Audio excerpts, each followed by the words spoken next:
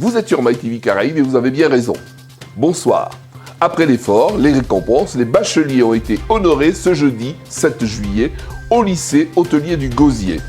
Gaby Clavier et Michel Gérand reviennent sur les déclarations du ministre de la Santé autour du vaccin et ses effets secondaires. 19e journée de la Coup Santé, présentation du programme avec Michel Gérand. C'est devant un parterre de personnalités que nos jeunes ont été récompensés pour leurs bons résultats obtenus pour ce bac nouvelle version. La rectrice Christine Gongleuf-Ziegler s'est improvisée maître de cérémonie en présence du président Harry Chalus ainsi que de Henri Angélique, vice-président du conseil départemental. Et bien sûr, le monde éducatif et surtout les parents comblés. Reportage. Ce qui est important pour nous, c'est de pouvoir accompagner, suivre ces jeunes, leur apporter les aides qu'ils ont besoin, notamment les conventions que nous avons signées avec les banques pour le prêt à taux zéro, les aides que nous donnons à la région même pour ces jeunes qui partent à l'université parce qu'ils ont à payer peut-être des fois un loyer, ils doivent vivre, manger, donc voilà ce qui est important. Et surtout, les informer sur les filières qui existent. Voilà. Parce que souvent, nous avons des jeunes qui partent, qui ne peuvent pas revenir parce que la filière n'existe pas. Aujourd'hui, je les ai fait comprendre qu'en matière de marché public, de ressources humaines, de finances des collectivités, la Guadeloupe a besoin de beaucoup de jeunes. Donc, pensez à cela. Et aujourd'hui, c'était une récompense des meilleurs bacheliers de chaque établissement. Voir un jeune avec 19,74 meilleurs bacheliers de Guadeloupe, c'est une fierté pour nous. La région met tout en œuvre dans les lycées pour les accompagner de manière à ce que ces jeunes puissent pouvoir poursuivre une bonne année scolaire. Nous avons eu au départ beaucoup de craintes, de questionnements, et qu'en réalité, quand on regarde la composition de ce niveau bac, avec 60% de parties et 40% pour un contrôle continu, je pense que c'est un équilibre qui est pas mal et qui reflète absolument les vraies potentialités, les vrais résultats des élèves. Vous savez qu'avec les 2 années passées, donc nous avons été un petit peu plus souples. Maintenant on se retrouve les pieds sur terre avec la réalité et nous avons des résultats justes. Par le passé, vous savez, il y a quelques années, vous aviez des moyennes de 20 et quelques. Ça n'existe plus parce qu'il n'y a plus d'options. Ce sont les options qui permettaient ça. Maintenant, c'est la vraie réalité. Les élèves ont leurs résultats. Il n'y a plus d'options qui va, je dirais, qui nous prend un petit peu qui ne sera pas réel. Voilà. Maintenant, ça va, puisque d'un établissement à l'autre, ça bouge peut-être. Mais quand vous me parlez de coefficient, je pourrais vous dire, par exemple, au premier tour d'épreuve, nous avons 143 mentions. Sur 223 candidats. Au premier tour d'épreuve, nous avons 95% de réussite. Premier groupe d'épreuve. On n'a que 10 élèves qui vont au deuxième tour. Je parle du bac général. Donc vous voyez, c'est une fierté, mais c'est aussi un travail commun avec les élèves, bien sûr, les parents qui suivent, et aussi les enseignants et l'ensemble des personnels. Les flûtes soprani, aussi appelées soprano, les flûtes alti, aussi appelées alto, les flûtes ténors et les flûtes basses. Merci.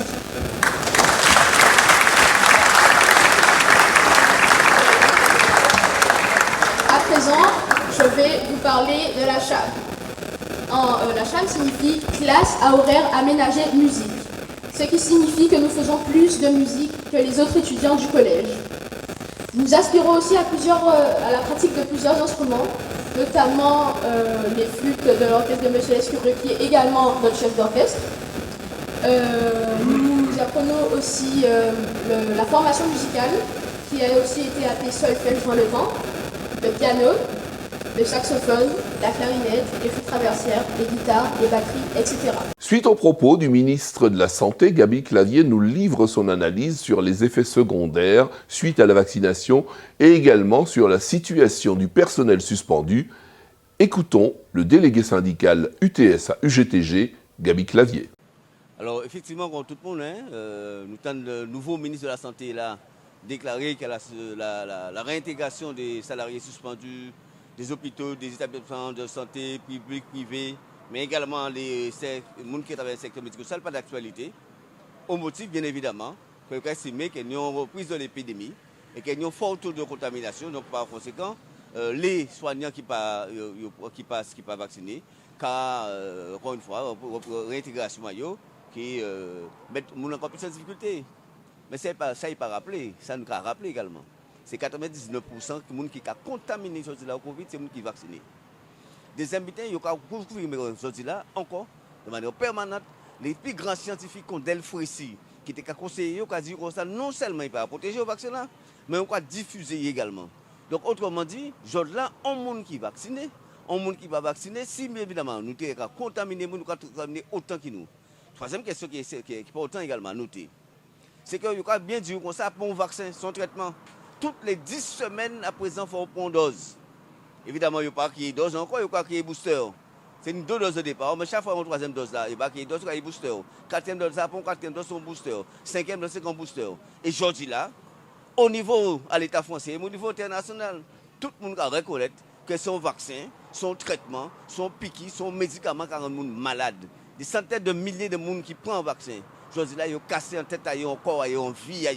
Et donc c'est pour ça que nous avons bien dit que l'État français aujourd'hui là, il décide de péter fuel à Français et singulièrement nous, Guadeloupéens, qui bien évidemment refusent massivement prendre le vaccin à eux. Et heureusement, camarades, et heureusement nous pas fait. Parce que aujourd'hui là, les gens qui travaillent dans les établissements publics et privés de santé, les gens qui travaillent dans les établissements handicapés, qui sont vaccinés, tout quoi ils ont fait mal. Et non seulement quoi ils ont fait mal, ils ont peur. Ils ont peur par rapport au fait que demain matin, ils ont dit que ça y est pour un vaccin, soi-disant, parce qu'ils ont une confiance dans la science. Aujourd'hui la science couillonne. Et deuxième point qui est important également, c'est qu'il faut rappeler que normalement, tous ces soignants-là, qui libéraux, qui salariés, ils ont été jusqu'au début janvier, puis pour la 3e dose à eux. Au côté de connaissance, ça nous savait, ça tout le monde savait, ça il a circulé, ces effets, c'est les effets secondaires. Tout le monde qui prend yon dit pas bandé. Ça est bandé, c'est pas pantois. Nous ça qui était attrapé Covid, ils dit que c'est une aussi, ils pas obligé prendre. Je dis pas prendre même encore. Donc je dis là, ni plus de monde non vacciné en non conformité dans l'ensemble des établissements de santé, dans ces établissements qui restent handicapés, qui pourtant. Donc nous avons un véritable problème, nous avons un problème de tête à eux. L'administration française aujourd'hui a constaté que ça ils mettent en place ça, violence ça qu'ils mettent en place ça, ils ne veulent pas reconnaître qu'il y a eu trop de pays. Ils ne veulent pas reconnaître que ça contre-positif parce que non seulement ça qui prend le vaccin malade, mais ça qui prend toutes les doses aujourd'hui là, en défiance avec la médication, et conséquence là, par contre, définitif là, ça c'est les malades, maltraitance des malades. À le CHU singulièrement, nous avons près de 1 millier d'agents qui sont absents, soit pour maladie, soit pour burn-out, soit pour fatigue, soit pour harcèlement. Parce que je dis là, il faut faire travailler en 12 heures, il faut faire pas de congé, il faut pas de pour assurer la continuité des soins. C'est la catastrophe sanitaire, c'est la catastrophe sociale, c'est une catastrophe humaine. Et donc c'est pour ça, non seulement nous avons exigé encore une fois, d'autant plus fermeté, puisque là, nous certains, effectivement, que nous avons une raison par rapport au vaccin là. Nous avons une raison de contester la violence qu'on fait nous là. Non seulement nous avons une raison en droit, mais une raison en termes d'humanité carrément. Et donc nous, certaines positions, nous avons bien dit Guadeloupéens, pas apprendre, pas à faire ça même. Surtout pas vacciner ni Tim Lazot, ni femmes enceintes Azot. Ni un bitin qui est assez incohérent. Depuis quelque temps, on le médecin et en France, chef de service à les urgences et à les hôpitaux, car crié tout partout que ça est incohérent, que son véritable connu qu'il fait, que des suspendre le personnel de santé, alors que le personnel qui est vacciné, qui est dans l'hôpital là, il est malade, il est infecté, il est contaminé, il est attrapé Covid, il travaille toujours, alors que les gens qui sont sains et qui ne sont pas vaccinés, ils toujours. Donc, quand il a commencé à roucler pour demander réintégration à personnel là, sans savent. D'autres bitins qui en savent, c'est que depuis quelques temps, si Guadeloupe, ni gens qui sont vaccinés 3 fois, 2 fois, 1 fois, et qui ont attrapé Covid, il y a des l'autre. Et en plus de ça, même après 15-20 jours, on peut trouver un bitin positif, un résultat positif. Et là, il a changé, là, il voit que ça a fait trop fort que ni tant de jours qu'il est positif toujours. Eh bien, il y a dans d'autres pharmacies Et il va faire un autre test et il va découvrir qu'il était négatif depuis peut-être bien longtemps. Et ça, son alerte qu'on a lancé fermement à ça, ça veut dire qu'il faut revoir les tests. Là, on a dit qu'il y a l'eau positif, on l'eau cas positif. Et qu'il faudrait revoir les tests pour voir est-ce qu'il n'est pas périmé, est-ce qu'il est dans des conditions favorables de conservation. Mais en tout cas, d'un matin, quand un monde a trouvé positif et que dès l'après-midi ou dès plus tard, il descend de notre côté, il a trouvé négatif, il y a un problème à ça et ça qu'il faut régler ça vite fait avant que le préfet l'a dit qu'il y a une montée des Covid. Il faut vérifier tous ces petits éléments-là ça qui permettent de nous en vérité. Ainsi ça est fait. C'est la 19e édition de l'Aku Santé au BIC du CHU de Guadeloupe. Cette 19e édition sera consacrée aux bienfaits du miel, les fruits de saison et bien d'autres sujets autour de la santé en présence de nombreux intervenants. Michel Gérand nous en dit plus sur ce l'Aku Santé du vendredi 8 juillet. Alors nous allons tomber demain, nous allons tomber sur 19e l'Aku Santé là, ça veut dire que nous proche de 20e là, alors que nous avons commencé premier là, nous demander est-ce que ça est fait? Ben voilà, nous à 19e là, et de plus en plus, nous allons monter à crescendo, nous allons à crescendo dans la qualité, dans l'expertise, et dans un retour positif à ces gens-là qui là, le public là, même qui a demandé ça, et nous avons des véritables retours positifs. Alors demain, nous avons le miel, de manière en pangal, mais c'est que tout le programme là, parce que nous ne pouvons pas mettre l'air encore, parce que des fois, nous n'avons pas venir à l'air qu'il faut. Donc, premier monde arrivé là, nous avons fait passer. Donc, mais c'est toujours la démocratie, c'est toujours ambiance à la santé, pas ni problème. Depuis intervenant dans la vie, il porter connaissance, il porter savoir. C'est ça qui est intéressant. Alors que ni le miel, ou que ni on partit, on premier parti à le miel aussi là. On espère que parler de miel là, mais et la santé, avec la santé, il y a des cosmétiques, qui va au-dessus de miel là, à niveau là ça. Et dans l'après-midi, il y a une apicultrice qui a montré de la fleur jusqu'au miel, et qui est parce que ni les gens qui ont mouche à miel qui a passé, qui a dit qu'il y a une réputation mouche à miel qui a piqué, mais il faut connaître aussi qui j'ai un miel qu'a fabriqué pour eux aussi apprendre à conserver et à pas voyer insecticides tout partout pour tuer miel là parce que miel mouche à miel abeille c'est la vie et miel c'est la vie. Donc après ça on monsieur qui vient pour apprendre monde défendre quoi yo crois que ça self défense qui apprendre monde à n'importe quel moment bien peut arriver ou peut apprendre c'est pas la violence que nous apprendre c'est justement nous dans le légitime défense que dit c'est pour apprendre ces monde là et défendre quoi yo. Après ça, on a des gens on met à manioc qui a fait des bons traiteurs, qui a fait des bons plats, rien qui est à base de manioc. Tout ça, c'est toujours la santé. Nous avons des gens qui ont l'habitude de présenter nous, Sylvie qui a l'habitude de présenter nous les plantes. Et bien, là, nous décider que pour demain, c'est que les abricots. C'est que les abricots, toute vertu à abricots, puisque c'est saison aussi. Donc, nous avons un panel des gens qui viennent alentour à ça, nous avons les soirs, nous avons les jeux traditionnels, en fin de journée, nous avons les jeux traditionnels caribéens, en Bourgui, Guajeka, qui viennent montrer les jeux traditionnels caribéens. Voilà, mais la Aku Santé qui finit comme ça. En yon scoop aussi, c'est que le lundi qu'on est là, parce que nous ni le mardi, nous ni le lundi, nous ni le mercredi qu'on est là, nous ni le vendredi. Ça veut dire qu'il y a une belle vie à ces bics-là, une belle vie. Le lundi, qu'on est là, il y a un cinéma débat. Cinéma débat, là, il faut montrer un film et après ça, nous pouvons discuter d'elle.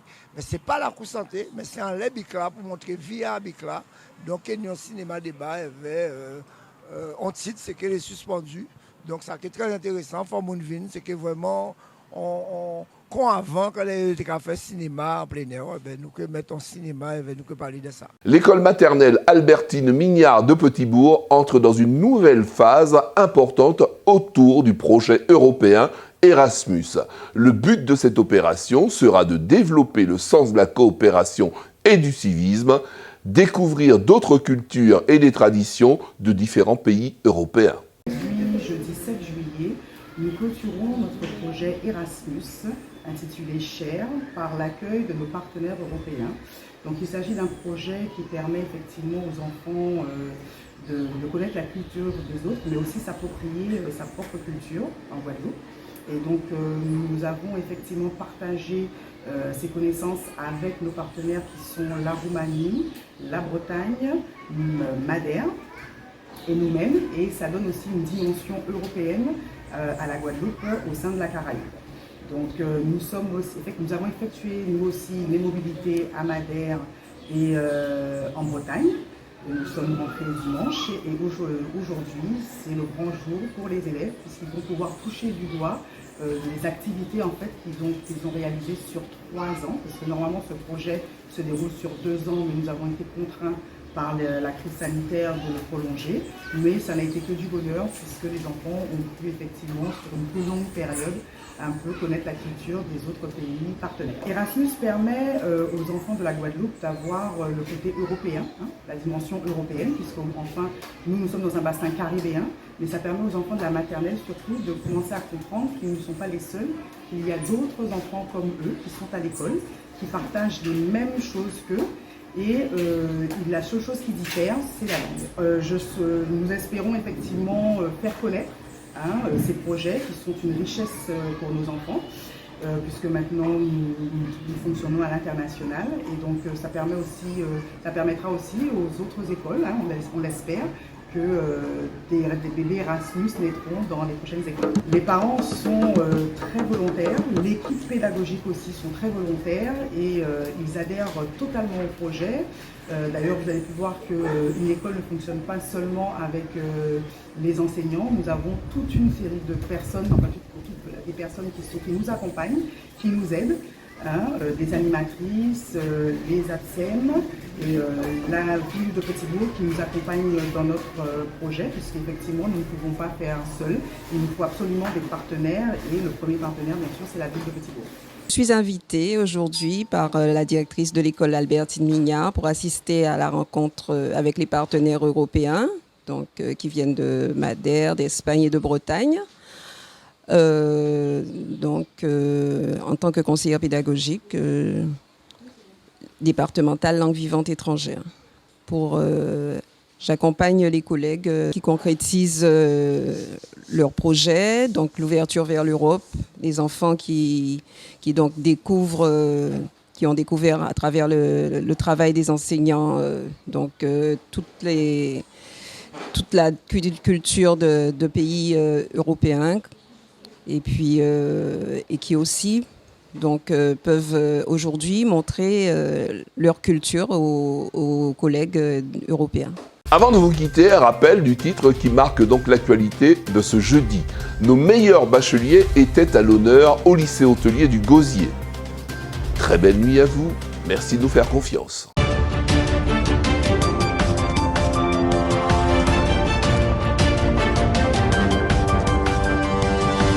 Je